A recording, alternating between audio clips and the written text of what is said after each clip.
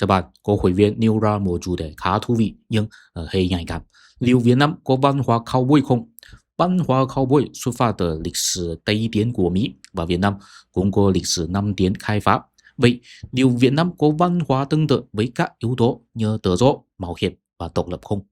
Thật ra văn hóa cowboy mà chúng ta nhìn thấy trong truyền thông đã bị lãng mạn hóa. Cowboy cũng chỉ là những người chăn nuôi gia súc trong trang trại, đôi khi phải chiến đấu với bộ lạc Mỹ bản địa và thổ phỉ trộm cướp gia súc. Họ thông thường là nghề nghèo và ít họ không thể kiếm sống ổn định trong thành phố, cho nên bất đắc dĩ phải ra hoang dã, dù sao cũng có phần rất nhiều cho quá trình Tây tiến khai phá của Mỹ. Theo sử gia Anh vĩ đại Hobsbawm trong cuốn Thời kỳ tan vỡ, việc người thành phố ngấm mộ cowboy khá buồn cười, vì điều đó giống như một sĩ phu Trung Hoa không muốn làm quan mà lại muốn trở thành người Mông Cổ cưỡi ngựa du mục. Từ đó ông khẳng định rằng bản thân cowboy không có gì đáng ngưỡng mộ, mà là vì cuộc sống thành phố chán nản khiến từ những năm 1890 người ta lãng mạn hóa cowboy để tưởng tượng một cuộc sống lý tưởng. Mọi người có thể cách xa thành phố, không cần làm việc vất vả cho nhà tư bản mà có thể tự lực, tự do sinh sống trong hoang dã.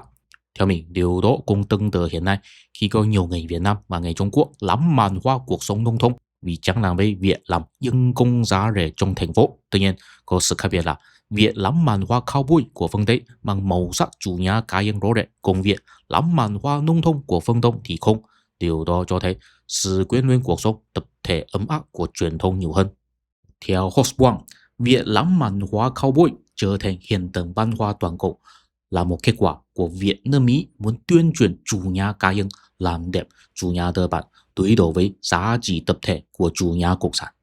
Cụ thể là lấy hoang dã miền Tây tượng trưng cho chủ nhà tư bản, một môi trường thiếu sự quản lý của chính phủ, các cá nhân tự do cạnh tranh, rủi ro cao nhưng phần thưởng cũng cao. Mỗi cá nhân đều có cơ hội vì dám mạo hiểm cho nên có thể thành công. Trong đó, điều quan trọng nhất không phải tiền bạc mà là thực hiện chính bản thân mình. Những anh hùng trong phim cowboy đều cho thấy một thái độ: tôi cưỡi ngựa của chính mình đi vào một nơi, chuyện đó vốn không phải là việc của tôi, nhưng tôi lại vướng vào rắc rối vì muốn làm điều đúng đắn cho người khác. Khi mọi chuyện đã được giải quyết ổn thỏa, tôi cũng không nhận được bất kỳ phần thưởng tiền bạc nào. Sau đó lại một mình cưỡi ngựa lăng thang đến chỗ khác. Nếu lấy phim cowboy của Mỹ làm tiêu chuẩn của văn hóa cowboy, thì việc bàn luận liệu Việt Nam có văn hóa cowboy là không thích hợp lắm, vì đó cũng là hình ảnh do Mỹ tuyên truyền để đối đầu với chủ nhà cộng sản. Và nếu chỉ đơn thuần lấy chủ đề chống tranh thành phố làm tiêu chuẩn của văn hóa cowboy thì cũng không thích hợp lắm cho việc bàn luận về Việt Nam, vì văn hóa Việt Nam vốn thiếu màu sắc chủ nhà cá nhân.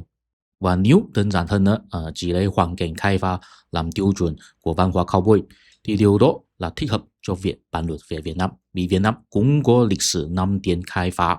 Trong video trước mình cũng nhắc tới rằng việc Nam tiến của Đại Việt có một điều đáng suy ngẫm: khởi nghĩa Tây Sơn là kết quả của khủng hoảng kinh tế do quá trình Nam tiến, nhưng vua Minh Mạng lại cho rằng đó là vì sự bất đồng sắc tộc. Sau đó ông bắt chước Trung Hoa tập quyền hóa, trong đó có một phần không nhỏ là để tăng cường chính sách đồng hóa.